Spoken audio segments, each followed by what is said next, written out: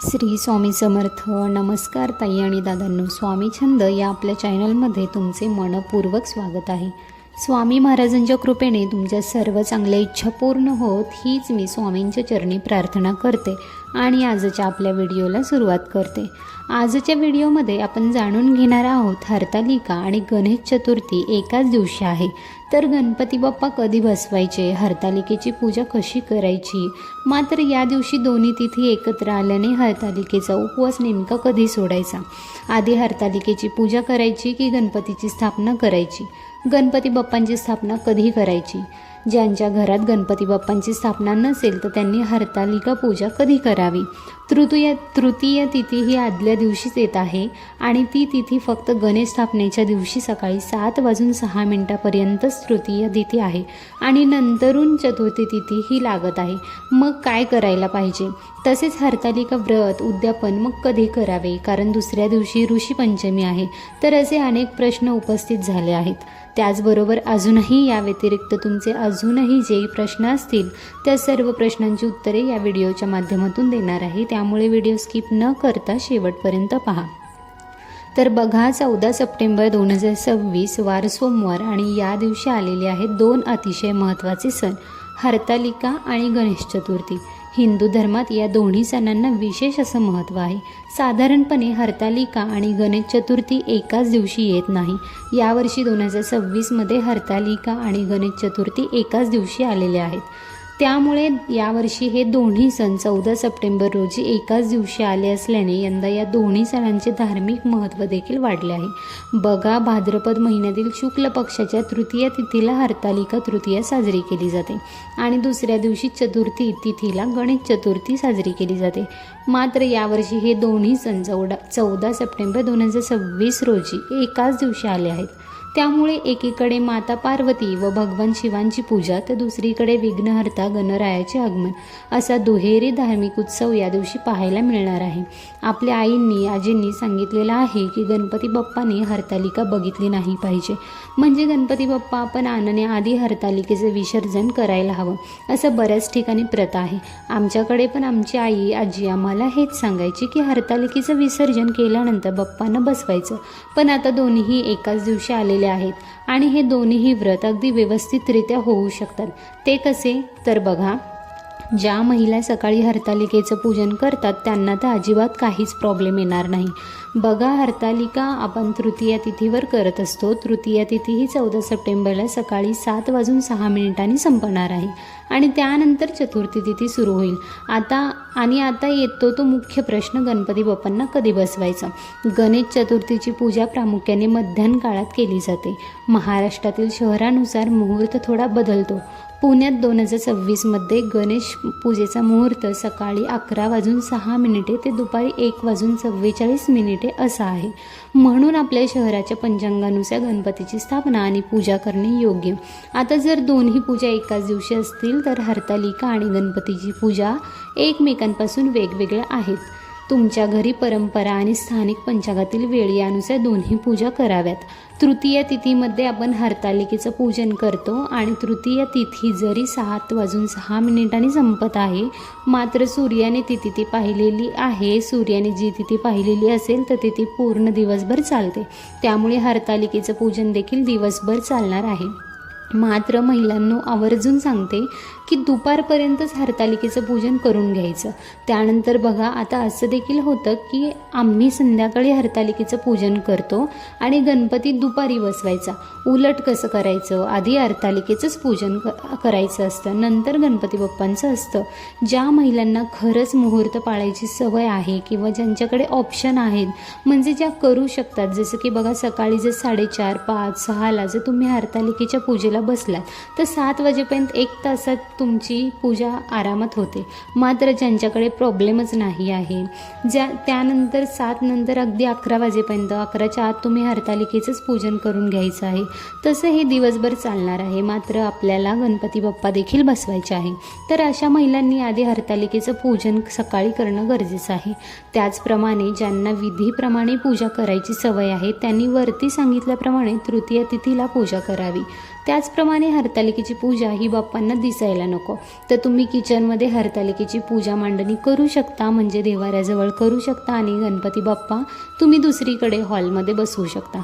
किंवा ज्यांच्याकडे एकच रूम आहे, ऑप्शनच नाही, अशा महिलांनी एकाच रूममध्ये मनोभावे भक्तिभावाने हे दोन्ही व्रत केलं तरी देखील चालणार आहे. त्यामुळे हरतालिकेची पूजा आणि हरतालिकेचा उपवास हा आपल्याला 14 सप्टेंबरला सोमवारी गणेश चतुर्थीच्या दिवशी करायचा आहे.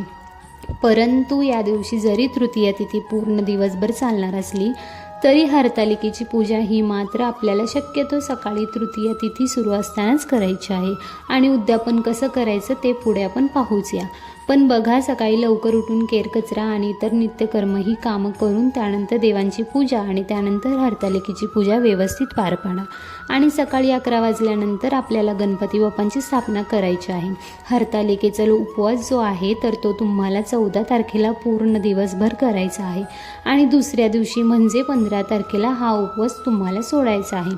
याचबरोबर ज्या घरामध्ये गणपती बाप्पा आणले जात नाहीत किंवा गणपती बाप्पांची स्थापना केली जात नाही तर त्या ठिकाणी महिलांनी संध्याकाळी जरी हरतालिकेची पूजा केली तरी चालणार आहे.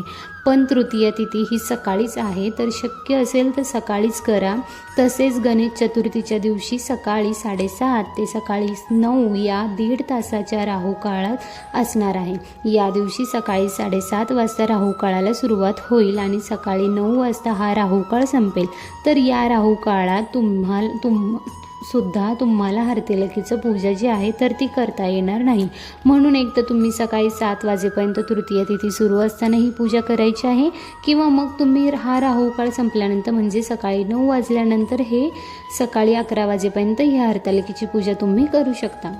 आणि त्यानंतर सकाळी 11 नंतर तुम्ही बाप्पांची स्थापना करू शकता.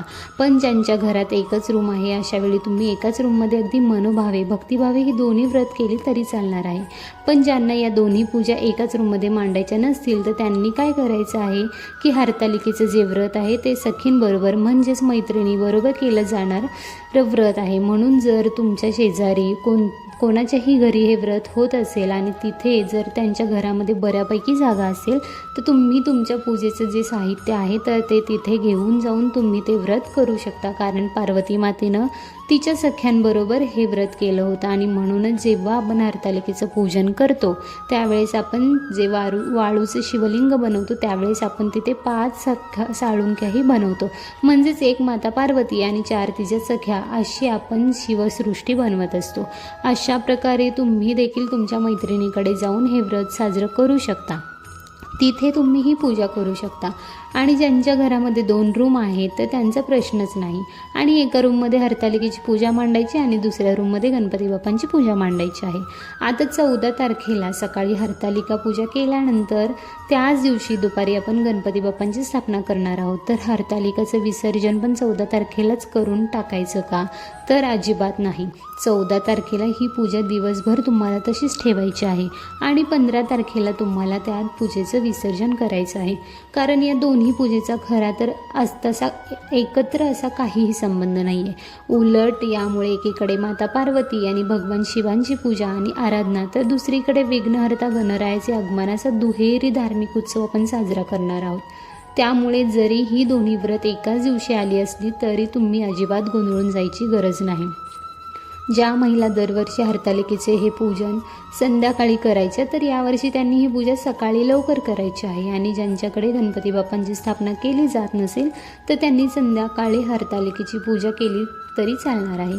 आता कोणतीही पूजा घरात करायची म्हटलं की आपली धावपळ होतच असते आणि या दिवशी तर आपल्याला 2-2 पूजा करायच्या आहेत. त्यामुळे आपली खूपच धावपळ होणार आहे. म्हणून या दोन्ही पूजेच्या मध्ये तुम्हाला थोडासा गॅप ठेवायचा आहे. म्हणजे जसं की सकाळी 7 वाजेपर्यंत जर तुमची हरतालिकेची पूजा पूर्ण झाली तर त्यानंतर जो वेळ आहे तो तुम्हाला बाप्पांच्या पूजेच्या तयारीसाठी देता येईल. आणि 11:20 गणपती बाप्पांच्या स्थापनेचा जो शुभमुहूर्त आहे तर त्या शुभमुहूर्तावर तुम्हाला तुम्हाला तुमच्या घरामध्ये बाप्पांची स्थापना करता येईल आणि त्यानंतर तुम्ही बाप्पांची पूजा आरती वगैरे करू शकता। आता हरतालिकेचा उपवास जो आहे तर तो तुम्ही 14 तारखेला दिवसभर करायचा आहे आणि हा उपवास जो आहे तर तो दुसऱ्या दिवशी म्हणजे 15 तारखेला तुम्हाला तो सोडायचा आहे। आता 15 तारखेला आहे ऋषीपंचमी, तर ऋषीपंचमीच्या दिवशी सुद्धा जर कोणाचा उपवास असेल तर हा उपवास सुद्धा दुसऱ्या दिवशी सोडला जातो। ज्या महिला हरतालिका आणि ऋषीपंचमी हे दोन्ही व्रत करणार असतील तर त्यांनी 14 तारखेला आणि 15 तारखेला या दोन्ही दिवशी उपवास करायचा आहे आणि 16 तारखेला तो उपवास सोडायचा आहे। या दोन्ही दिवशी तुम्ही उपवासाचे जे पदार्थ असतात तर ते खायचे आहेत। मात्र ज्या महिला ऋषीपंचमीचा उपवास संध्याकाळी सोडत असतील तर त्यांनी 15 तारखेला संध्याकाळी तुम्ही उपवास सोडू शकता आणि ज्या महिला ऋषीपंचमीचा उपवास नसेल तर तुम्ही 15 तारखेला सकाळी बाप्पांची पूजा करून उपवास सोडू शकता। अशा प्रकारे हे व्रत केल्याने तुम्हाला दोन्ही सणांचे फळ जे आहे तर ते प्राप्त होईल। आणि अत्यंत महत्त्वाचं म्हणजे तुम्ही हा विचार अजिबातच मनात आणू नका की मी सकाळी हरतालिकेची पूजा करते आणि संध्याकाळी त्या पूजेचं विसर्जन करते आणि त्यानंतर मी बाप्पांची स्थापना करते, तर हे अतिशय चुकीचं आहे आणि शास्त्राच्या विरुद्ध आहे। त्यामुळे हा विचार तुम्ही चुकूनही मनात आणू नका। 14 तारखेला सकाळी 7:06 तृतीय तिथी असणार आहे, त्यामुळे तृतीय तिथी असेपर्यंत हरतालिकेची पूजा ही करून घ्या आणि त्यानंतर बघा 11:20 शुभमुहूर्त गणपती बाप्पांची तुमच्या घरात स्थापना करू शकता आणि दुसऱ्या दिवशी 15 तारखेला हरतालिकेच्या पूजेचं विसर्जन करू शकता, जेणेकरून केलेल्या दोन्ही व्रताचं तुम्हाला पुण्यफळ प्राप्त होईल। आता बघा हरतालिकेच्या पूजेच्या साहित्याचे विसर्जन कसे करावे। पूजा मांडणी याचा आपला दुसरा व्हिडिओ येईल, तो देखील नक्की पहा। आता आणखी एक महत्त्वाची गोष्ट, गणेश चतुर्थीच्या दिवशी चंद्रदर्शनाबद्दल एक धार्मिक मान्यता आहे। गणपती बाप्पाने चंद्राला शाप दिल्याची पौराणिक कथा यामागे सांगितली जाते, म्हणून गणेश चतुर्थीला चंद्र पाहू नये अशी परंपरा आहे। मात्र यंदा हरतालिका आणि गणेश चतुर्थीच्या तिथी एकाच दिवशी येत असल्यामुळे याबाबत वेगवेगळ्या पंचांगामध्ये स्थानिक वेळेनुसार माहिती दिली जाऊ शकते, म्हणून आपल्या शहराच्या पंचांगातील चंद्रोदय आणि निषिद्ध काळ पाहणे योग्य आहे। आणखी एक गोष्ट, हरतालिका व्रत अनेक महिला निर्जला ठेवतात, पण प्रत्येकाची शारीरिक क्षमता वेगळी असते। आरोग्याची अडचण असल्यास उपाशी राहण्याचा हट्ट करू नये। त्याचप्रमाणे बघा, ज्यांच्याकडे 1.5 दिवसाचा गणपती आहे त्यांनी काही ठिकाणी रात्री 12 वाजेपासूनच गणपतीची स्थापनेसाठी चालू करतात। तुम्हाला जेव्हा पॉसिबल होईल तुमच्या पद्धतीने तुम्ही गणपती बाप्पांची स्थापना करू शकता आणि नंतरसुद्धा हरतालिका विधी केली तरीसुद्धा चालते। ज्यांच्याकडे 10 दिवसाचे गणपती किंवा 5 दिवसाचे गणपती आहेत त्या लोकांनी सकाळी हरतालिकाचं व्रत करून घेतलं तर कधीही उत्तम। हरतालिका व्रत करून घ्या आणि मग तुम्ही गणपतीची स्थापना करा, म्हणजे आपल्याला थोडासा अजून चांगल्या पद्धतीने फायदा भेटेल। त्याचप्रमाणे बऱ्याचशा ठिकाणी असं लोकांचं म्हणणं येत आहे की हरतालिकेची स्थापना केली तर हरतालिका लगेच उचलून बाजूला ठेवून द्यायची, तर प्लीज असं करू नका। पूजा तशीच राहू द्या आणि व्यवस्थित रेग्युलर तुमच्या पद्धतीने गणपतीची स्थापना करा। सगळ्यात महत्त्वाचं, पूजा कोण आधी केली, कोणाची आधी केली यापेक्षा श्रद्धा, स्वच्छता आणि आपल्या घराची परंपरा जपणे खूप महत्त्वाचे आहे। हरतालिका आपल्याला माता पार्वतीची भक्ती आणि संकल्प शिकवते, तर गणपती बाप्पा आपल्याला बुद्धी, शुभारंभ आणि विघ्न दूर करण्याची प्रार्थना शिकवतात। म्हणून यावर्षी माता पार्वती आणि भगवान शिवांची भक्ती करा। काही वाक्य रिपीट झाले असतील, पण त्यातून माझा एकच उद्देश होता की ही माहिती तुम्हाला व्यवस्थित समजावी, तर ही अत्यंत महत्त्वाची माहिती मला तुमच्यापर्यंत पोहोचवायची होती। झालेली सेवा मी महाराजांच्या चरणी अर्पण करते। व्हिडिओ आवडला असेल तर व्हिडिओला नक्की लाईक करा, काही प्रश्न असतील तर कमेंटमध्ये नक्की विचारा आणि व्हिडिओ शेअर करा, चॅनलला सबस्क्राईब करा। व्हिडिओ शेवटपर्यंत पाहिल्याबद्दल तुमची खूप खूप आभारी आहे। धन्यवाद। श्री स्वामी समर्थ। जय जय स्वामी समर्थ।